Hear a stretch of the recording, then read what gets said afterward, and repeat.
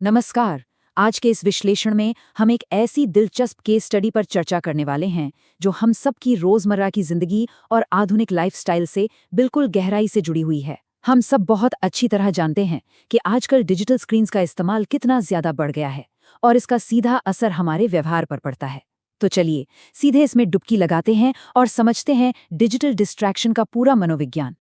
एक बहुत ही गहरा सवाल है, क्या हमारी स्क्रीन्स हमारी असली दुनिया की खुशी चुरा रही हैं? ये सिर्फ एक सवाल नहीं है, बल्कि आज के इस दौर की सबसे बड़ी कश्मकश है।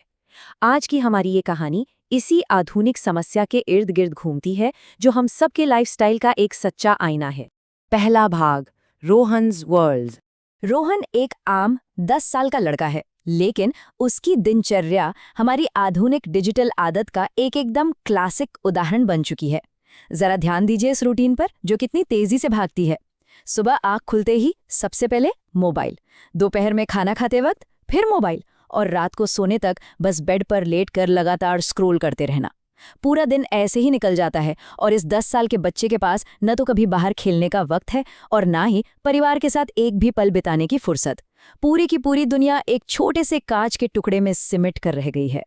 दूसरा भाग, द वार्निंग बेल। अब सोचिए, जब ऐसी आदत बन जाए तो आगे चलकर असर तो दिखना ही है ना।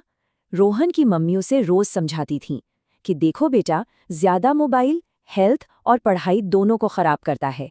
ये सिर्फ रोहन की मम्मी की आवाज नहीं है, आज लगभग हर घर में माँ बाप ठीक यही परेशानी झेल रहे हैं।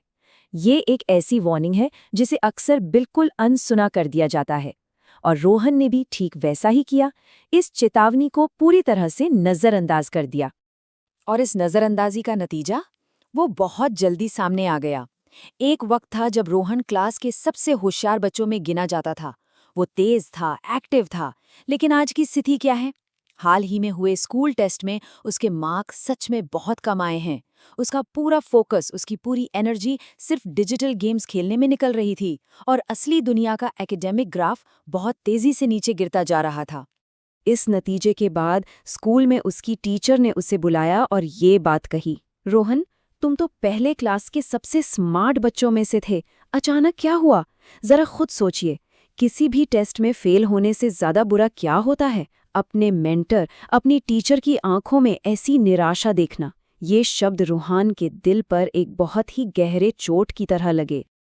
आखिर क्या हुआ? ये सवाल सुनकर रोहन बिल्कुल चुप हो गया। उसके पास इसका कोई जवाब ही नहीं था। ये शब्द और ये खामोशी एक आईना थे, जिसने अचानक से उसे उसकी खुद की आदत का सच दिखा दिया था। तीसरा भाग, डार्कनेस एंड रियलाइजेशन। टीचर की उस डांट और खुद की चुप्पी के बावजूद आदत इतनी गहरी थी कि उस रात रोहन फिर से अपना ध्यान भटकाने के लिए मोबाइल चला रहा था। तभी अचानक आंखों में एक अजीब सी चुभन और तेज दर्द होने लगा, और देखते ही देखते मोबाइल की बैटरी बिल्कुल खत्म हो गई। स्क्रीन एकदम ब्लैक, ऊपर से पूरी कॉलोनी की लाइट भी चली गई। चारों तरफ सिर्फ घुप अंधेरा और एक अजीब सा सन्नाटा छा गया। इस शांति को थोड़ा महसूस कीजिए। एक डिजिटल एडिक्ट के लिए अचानक स्क्रीन का छिन जाना और अंधेरे में बिल्कुल अकेले रह जाना सच में कितना बेचैन करने वाला पल होता है। बोर होकर और उस बेचैनी से बचने के लिए रोहन अपने घर की बैल्कनी में चला गया। अब यहाँ दो अलग दुनिया थी।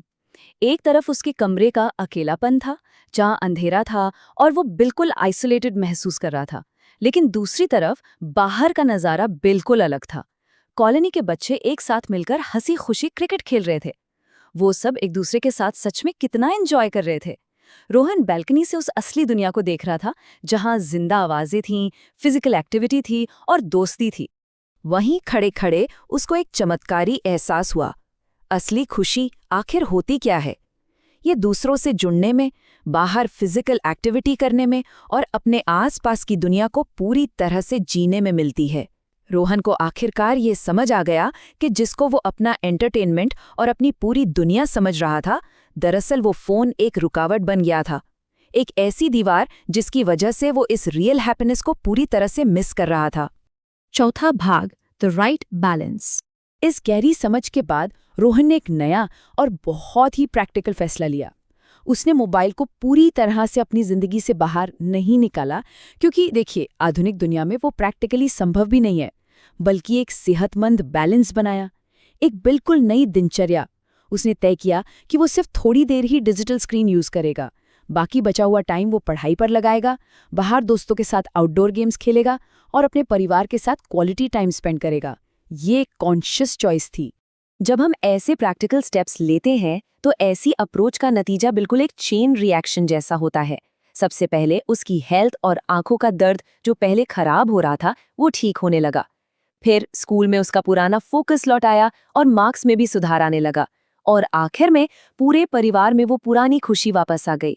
एक छोटी सी आदत के बदलाव ने सच में सब कुछ फिर से बेहतर कर दिया। कुछ दिन बाद उसकी मम्मी ने उसे देखा और एक बहुत ही सुकून भरी मुस्कान के साथ कहा, अब मेरा पहले वाला हैप्पी रोहन वापस आ गया है। इस एक छोटी सी बात ने रोहन के चेहरे पर भी एक सच्ची मुस्कान ला दी। ये इस बात का एक बहुत बड़ा प्रमाण है कि जब हमारी आदतें सुधरती हैं तो उसका सबसे बड़ा और सबसे अच्छा असर हमारी और हमारे अपनों की खुशी पर पड़ता है। तो इस पूरी कहानी का, इस पूरे विश्लेषण का सबसे बड़ा लेसन आखिर क्या है? लेसन यही है कि मोबाइल और टेक्नोलॉजी का यूज़ ज़रूरी है, लेकिन ज़्यादा यूज़ नुकसान पहुंचा सकता है। देखिए, मुद्दा टेक्नोलॉजी को गलत ठहराना बिल्कुल नहीं है। टेक्नोलॉजी हमारी ज़िंदगी को आसान बनाती है, लेकिन ज़रूरत सिर्फ इस बात की है कि हम उस टेक्नोलॉजी को खुद पर हावी न होने दें। सही संतुलन यानी द राइट बैलेंस रखना ही ज़िंदगी में सबसे ज़रूरी चीज़ है। और आखिर में हम सबको खुद से एक सवाल ज़रूर पूछना चाहिए, क्या स्क्रीन्स ने हमें इतना उलझा लिया है कि हमारी खुद की ज़िंदगी के क्रिकेट गेम्स, दोस्तों और परिवार के साथ वाले वो खूबसूरत पल कहीं पीछे छूट रहे हैं? एक बार स्क्रीन से नज़र हटाकर अपने आसपास ज़रूर देखिएगा, क्योंकि असली दुनिया वहीं है। आज की इस चर्चा में जुड़ने के लिए शुक्रिया। अपना और अपने अपनों का ख्याल रखिए।